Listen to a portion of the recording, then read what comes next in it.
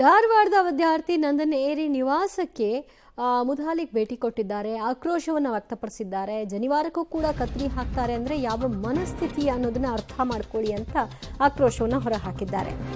ಧಾರವಾಡದ ವಿದ್ಯಾರ್ಥಿ ನಂದನ್ ಏರಿ ಜನಿವಾರಕ್ಕೂ ಕೂಡ ಕತ್ತರಿಯನ್ನು ಹಾಕಲಾಗಿತ್ತು. ವಿದ್ಯಾರ್ಥಿ ನಿವಾಸಕ್ಕೆ ಮುತಾಲಿಕ್ ಭೇಟಿ ಕೊಟ್ಟರು. ಧಾರವಾಡದ ರಾಘವೇಂದ್ರ ನಗರದಲ್ಲಿದೆ ವಿದ್ಯಾರ್ಥಿ ಮನೆ. ಸೊ ಜನಿವಾರ, ರುದ್ರಾಕ್ಷಿ, ಹಲವು ದಾರಗಳನ್ನ ತೆಗೆದಿದ್ದಾರೆ. ಕಾಂಗ್ರೆಸ್ ಸರ್ಕಾರ ಮೌಖಿಕ ಹೇಳಿಕೆ ಕೊಟ್ಟು ಇದನ್ನ ತೆಗೆಸಿದೆಯಾ ಅನ್ನುವಂತಹ ಪ್ರಶ್ನೆಯನ್ನು ಕೂಡ ಅವರು ಮಾಡಿದ್ದಾರೆ. ಜನಿವಾರ ತೆಗೆಸಿದ್ದು ಅಕ್ಷಮ್ಯ ಅಪರಾಧ, ಇದಕ್ಕೆ ಕಾಂಗ್ರೆಸ್ ಬಹಿರಂಗ ಕ್ಷಮೆ ಯಾಚಿಸಬೇಕು ಅಂತ ಮುತಾಲಿಕ್ ಆಗ್ರಹಿಸಿದ್ದಾರೆ.